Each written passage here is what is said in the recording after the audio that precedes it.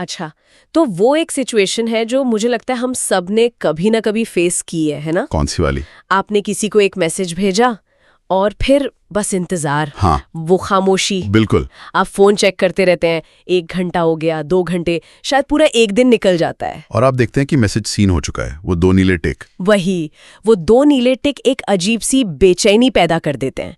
ये इतनी आम सी फीलिंग है, लेकिन इसके बारे में कोई बात नहीं करना चाहता। सही कहा।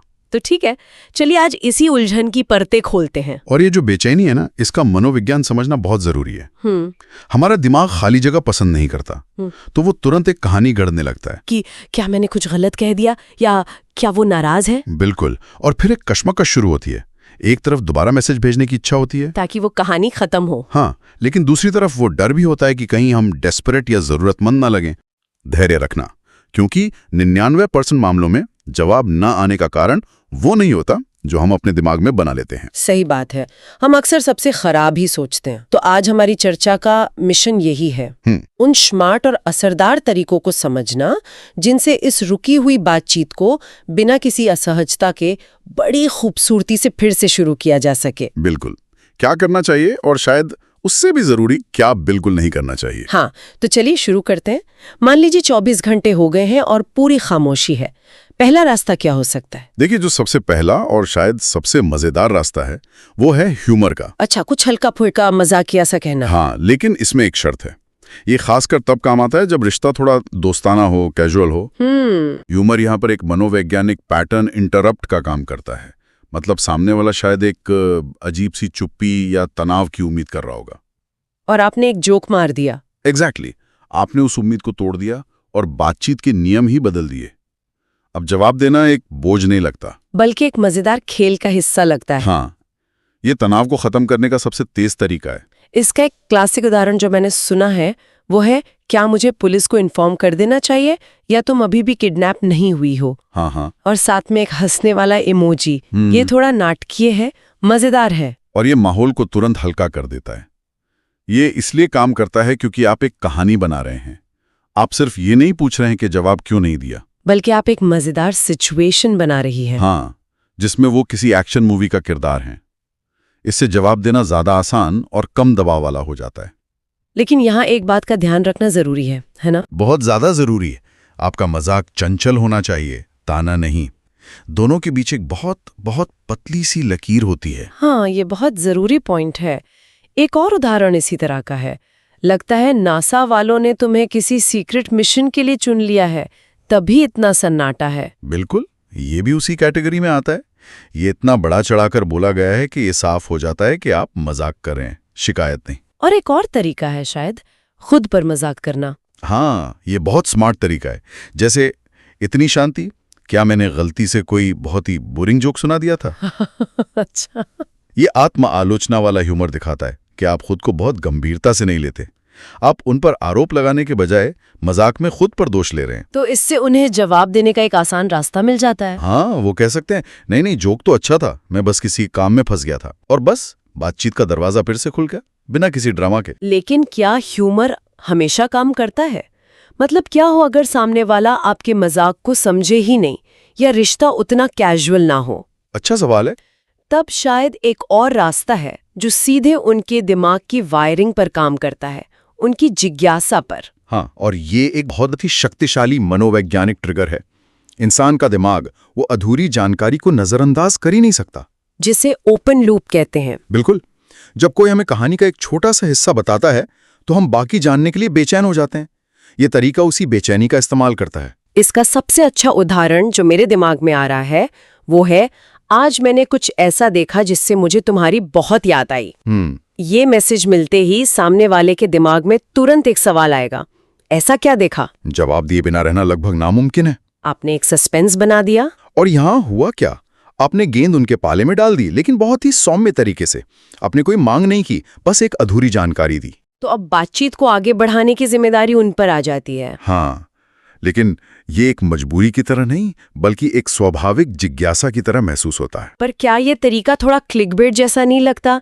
मतलब कहीं ऐसा ना हो कि सामने वाले को लगे कि हम जानबूझकर उन्हें उलझा रहे हैं। ये एक बहुत अच्छा सवाल है, और इसका जवाब आपके इरादे पर और आपके रिश्ते पर निर्भर करता है। अच्छा। अगर आप सच में कुछ दिलचस्प शेयर करने वाले हैं तो ये ठीक है, लेकिन अगर आप सिर्फ ध्यान खींचने के लिए ऐसा कह रहे हैं और आपके पास बताने को कुछ खास नहीं है तो ये उल्टा पड़ सकता है। तो इसे एक ईमानदार हुक की तरह इस्तेमाल करना चाहिए, धोखे की तरह नहीं। बिल्कुल। जैसे एक और उदाहरण है, तुम्हारे लिए एक सवाल है, मुझे तुम्हारी राय चाहिए थी। ये बहुत असरदार है। क्यों? क्योंकि हर किसी को अपनी राय देना और महत्वपूर्ण महसूस करना पसंद है। हाँ, ये सम्मान दिखाने का भी एक तरीका है। आप कह रही हैं कि मैं तुम्हारी राय को महत्व देता हूँ। एग्जैक्टली। आज क्या हुआ? हाँ, ये तो क्लासिक कहानी सुनाने वाले का हुक है, सीधा और सरल, लेकिन जिज्ञासा को चरम पर पहुंचा देता है। तो इन सभी मामलों में आपने कोई दबाव नहीं बनाया? जरा भी नहीं। आपने बस एक चारा डाला है और अब ये उन पर है कि वे उसे पकड़ते हैं या नहीं। ज्यादातर मामलों में इंसान की जिज्ञासा जीती जाती है। तो हमने मजाकिया तरीका देखा और ये जिज्ञासु वाला भी। लेकिन कभी-कभी आप इतना ड्रामा या मनोविज्ञान नहीं चाहते। आप बस चाहते हैं कि बातचीत वापस पटरी पर आ जाए बिना किसी खेल के। ऐसे में क्या कोई सीधा और सरल तरीका है? बिल्कुल है, और सच कहूं तो ये तरीका मेरी नजर में सबसे ज्यादा भावनात्मक परिपक्वता दिखाता है। अच्छा। इसे लो प्रेशर अप्रोच कहते हैं। ये दिखाता है कि आप सामने वाले के समय और स्पेस की इज्जत करते हैं। आप ये मानकर चल रहे हैं कि शायद सच में व्यस्त थे और आप इसे व्यक्तिगत रूप से नहीं ले रही हैं। हाँ। इसका एक बहुत अच्छा उदाहरण होगा, काफी बिजी लग रहे हो, उम्मीद है सब ठीक होगा, जब फ्री हो तो बताना। बहुत अच्छा उदाहरण है। ये मैसेज बहुत सम्मानजनक है। आप कोई आरोप नहीं लगा रहे हैं, बल्कि एक तरह से चिंता दिखा रही हैं। हाँ, और उन्हें जवाब देने के लिए पूरी आजादी दे रहे हैं। वो जो लाइन है ना, जब फ्री हो तो बताना, वो बहुत जरूरी है। उसने सारा दबाव हटा दिया। बिल्कुल। इससे उन्हें राहत महसूस होती है और जवाब देने की संभावना बढ़ जाती है, क्योंकि अब ये एक काम जैसा नहीं लगता। एक और बहुत ही आसान तरीका शायद ये है कि विषय बदल दिया जाए। ये एक शानदार रणनीति है। मतलब पिछले मैसेज का जिक्र तक मत करो, बस कोई मजेदार मीम या रील भेज दो और साथ में लिखो, हे ये देखो, मुझे लगा तुम्हें पसंद आएगा। बिल्कुल। आप पिछली अधूरी बातचीत के बोझ को पूरी तरह से हटा रहे हैं। एक नई शुरुआत। हाँ, अब उन्हें उस पुराने मैसेज का जवाब देने के बारे में सोचना ही नहीं है, जिसका जवाब देना शायद अब अजीब लग रहा हो। वो बस उस नई रील पर प्रतिक्रिया दे सकते हैं। ये तो बातचीत को रीसेट करने जैसा है। एग्जैक्टली। और एक सरल सा मैसेज जैसे लॉन्ग टाइम नो सी, वीकेंड कैसा जा रहा है, ये भी काम कर सकता है। क्यों नहीं? ये दिखाता है कि आप अभी भी जुड़े रहना चाहते हैं, लेकिन आप पिछली चुप्पी को कोई बड़ा मुद्दा नहीं बना रहे हैं। ये तरीके शायद उतने क्लेवर ना हो, लेकिन सबसे ज्यादा ईमानदार और सुरक्षित है। और इन सभी लो प्रेशर तरीकों में एक बात कॉमन है, वे बातचीत को आगे बढ़ाते हैं, पीछे नहीं देखते। वे अतीत में अटके रहने के बजाय भविष्य की बातचीत के लिए एक नया आसान रास्ता बनाते हैं। और अक्सर रिश्तों में यही सबसे असरदार होता है। बिल्कुल। ठीक है, तो ये तो हुए वो तरीके जो काम करते हैं, लेकिन मुझे लगता है कि हम सबने कभी ना कभी वो एक गलत मैसेज भेजा है जिसके बाद पूरी तरह खामोशी छा गई। उन गलतियों के बारे में बात करना शायद ज्यादा जरूरी है। मैं तो कहूंगा कि ये जानना ज्यादा जरूरी है। हाँ, क्योंकि एक गलत मैसेज अच्छी भली बातचीत को हमेशा के लिए खत्म कर सकता है। हमेशा के लिए। और सबसे पहली और सबसे बड़ी गलती है गुस्सा या ताना मारना। जैसे कि ऐसे मैसेज भेजना जैसे तुम तो रिप्लाई नहीं करती या बहुत एटीट्यूड है। उफ। ये बातचीत को फिर से शुरू करने का नहीं, बल्कि उसे हमेशा के लिए दफनाने का पक्का तरीका है। हाँ, ये एक तरह से सीधा हमला है। आप सामने वाले पर आरोप लगा रही हैं, उन्हें बुरा महसूस करा रही हैं। और कोई भी ऐसे इंसान से बात नहीं करना चाहता जो उन्हें जज करे। इससे वे और भी दूर हो जाएंगे, भले ही वो पहले सिर्फ व्यस्त रहे हों। और मनोवैज्ञानिक तौर पर देखें तो इस तरह के मैसेज सामने वाले में फाइट या फ्लाइट रिस्पॉन्स पैदा करते हैं। या तो वो लड़ेंगे या भाग जाएंगे। हाँ, या तो वो आपसे लड़ेंगे या फिर पूरी तरह से पीछे हट जाएंगे। दोनों ही सूरतों में एक स्वस्थ बातचीत की कोई गुंजाइश नहीं बचती। और ये असुरक्षा को भी दिखाता है। बहुत ज्यादा। ये जाहिर करता है कि आपको जवाब न मिलने से बहुत फर्क पड़ा है और आप अपनी भावनाओं पर काबू नहीं रख पा रहे हैं। दूसरी बड़ी गलती जो लोग अक्सर घबराहट में करते हैं, हाँ, वो है एक के बाद एक क्वेश्चन मार्क्स भेजते रहना। हाँ। या हेलो। ये बहुत ज्यादा परेशान करने वाला लगता है। ये डिजिटल दुनिया में किसी का दरवाजा पीटने जैसा है। सही कहा। ये बेचैनी और अधीरता को दिखाता है। आप सामने वाले को स्पेस नहीं दे रहे और उन पर तुरंत जवाब देने का जबरदस्त दबाव डाल रहे हैं, जो आम तौर पर उल्टा असर करता है। हमेशा। इससे आप मजबूत नहीं बल्कि कमजोर नजर आते हैं। और तीसरी गलती, स्पैमिंग। ये भी बहुत आम है। मतलब अगर एक फॉलोअप मैसेज का भी जवाब नहीं आया तो रुकने के बजाय हर कुछ घंटे में नए नए मैसेज भेजते रहना। हे, क्या हुआ, बिजी हो? ये एक महत्वपूर्ण सवाल खड़ा करता है कि किसी भी बातचीत में आत्मसम्मान कितना जरूरी है। बिल्कुल। जब आप बार बार मैसेज करते हैं तो आप अनजाने में ये संकेत दे रहे होते हैं कि आपका आत्ममूल्य सामने वाले के जवाब पर निर्भर करता है, और ये आपके परसीव्ड वैल्यू को कम कर देता है। बिल्कुल। बातचीत दो तरफा होनी चाहिए, एक तरफा कोशिश नहीं। अगर आप ही सारी मेहनत कर रहे हैं तो रुक कर सोचने का समय है। तो संक्षेप में, गुस्सा, सवालिया निशान और स्पैमिंग, ये 3 चीजें हैं जिनसे बचना है। ये न सिर्फ उस एक बातचीत को खराब करती हैं, बल्कि भविष्य में किसी भी तरह की बातचीत की संभावनाओं को भी लगभग खत्म कर देती हैं। ठीक है, तो अब सबसे मुश्किल स्थिति पर आते हैं। ओके। मान लीजिए हमने सब कुछ सही किया, हमने धैर्य रखा, 24 से 48 घंटे इंतजार किया और फिर उन 3 तरीकों में से कोई एक स्मार्ट, सोचा समझा फॉलोअप मैसेज भेजा। लेकिन उसके 24 घंटे बाद भी कोई जवाब नहीं आता, पूरी खामोशी। अब क्या ये सड़क का अंत है? ये वो पल है जहां ज्यादातर लोग हार मानकर कोई और गलती कर बैठते हैं। लेकिन यहां पर जो सबसे शक्तिशाली कदम है वो है कोई कदम ना उठाना। क्या मतलब? रुक जाएं। यही वो प्रो टिप है जिसे समझना बहुत जरूरी है। मतलब बस छोड़ दें, कोई और कोशिश ना करें? ये तो हार मानने जैसा नहीं हुआ? ये हार मानना नहीं है, ये अपनी ऊर्जा और आत्मसम्मान को बचाना है। अच्छा। अपनी एनर्जी उस चैट विंडो को घूरने में बर्बाद करने के बजाय अपनी जिंदगी में लगाएं, अपने काम पर ध्यान दें, दोस्तों से मिलें, अपनी हॉबी को समय दें। फोन से ध्यान हटाकर अपनी असल जिंदगी में व्यस्त हो जाएं। एग्जैक्टली। इसके पीछे का मनोविज्ञान क्या है? ये काम क्यों करता है? ये तो बहुत उल्टा सा लगता है। इसके 2 मुख्य कारण हैं। पहला, ये आपके आत्मसम्मान को बचाता है। आप ये तय करते हैं कि आप किसी के जवाब के लिए भीख नहीं मांगेंगे। आपका समय और आपकी मानसिक शांति ज्यादा कीमती है। बिल्कुल।